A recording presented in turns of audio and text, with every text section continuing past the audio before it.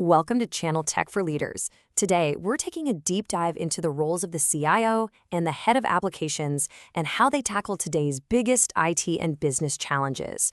And let's be honest, right now, no challenge is bigger than figuring out data and AI. For you leaders out there, the path to really mastering data and AI can feel like you're climbing a mountain, right? You can see the peak, that true business value, but the journey up it's complex, it's filled with challenges, and the pressure to deliver is immense. And yeah, the pressure is definitely on.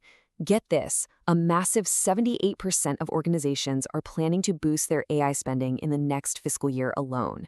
The money is flowing, and you can bet the expectations from the board are sky high. But that brings us to the billion-dollar question for every single leader. How do you make sure all that investment actually turns into real business value, and not just a bunch of expensive science projects that go nowhere?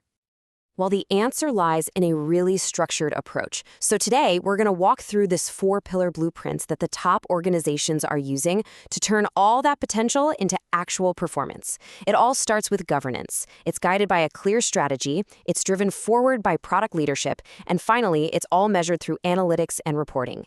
This, right here, is your roadmap.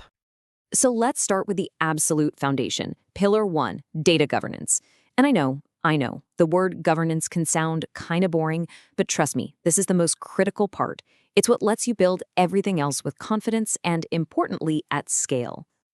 You know, Spencer Stuart put it perfectly. The quality and quantity of data are the lifeblood of AI. Just think about that for a second. Without trusted, high-quality data flowing through your company, your AI initiatives are, well, they're pretty much dead on arrival.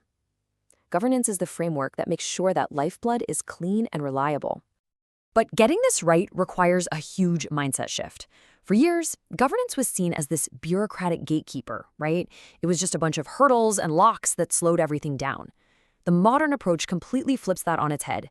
It's all about being a strategic enabler that actually accelerates delivery because you're proactively managing risk and giving everyone the trusted data they need to innovate safely.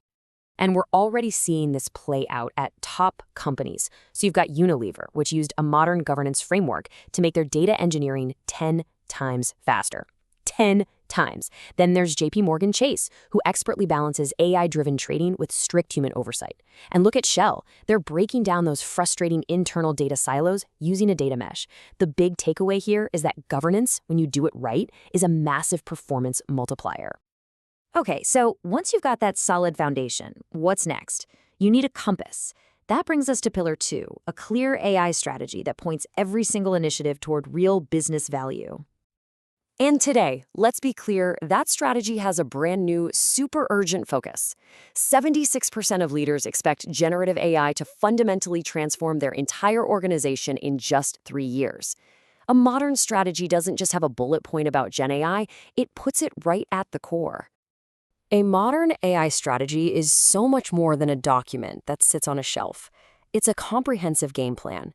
It has to lay out how you'll adopt Gen AI, how you'll modernize your data platform, and how you're going to scale your operations with MLOps. And just as important, it has to integrate a responsible AI framework from day one and really push for that critical data as a product mindset, which we'll talk more about in a sec. I mean, just look at Amazon, right? Their strategy isn't about doing AI for the sake of AI.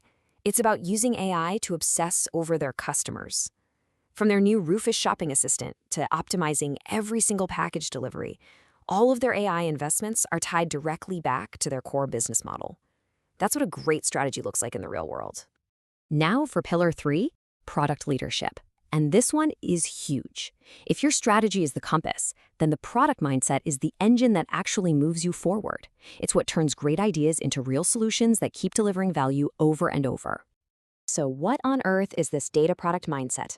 Well, it's a simple but really powerful shift.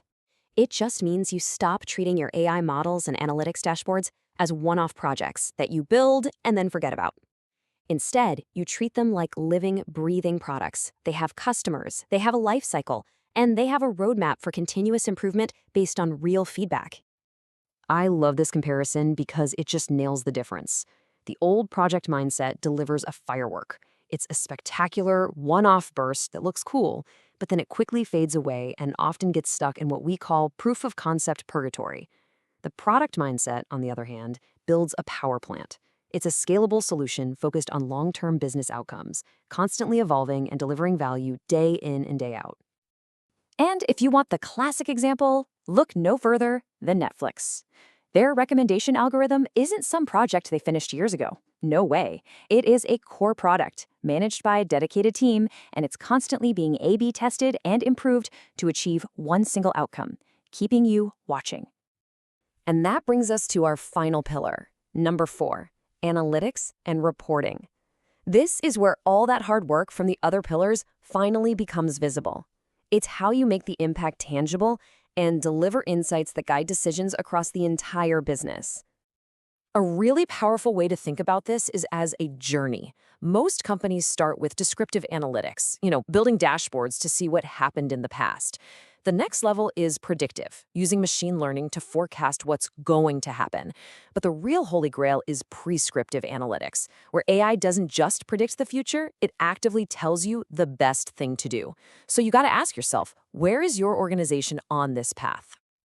And what's so exciting is that technology is accelerating this journey like crazy.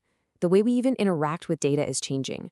We're moving to conversational BI, where you can literally just ask your data a question in plain English. We have augmented analytics, where AI is smart enough to find the important insights for you. And it's all becoming real-time, with intelligence embedded right into the daily tools where people actually make decisions. But we have to be real about the challenge here. There's something often called the last mile problem, and the stats are pretty shocking.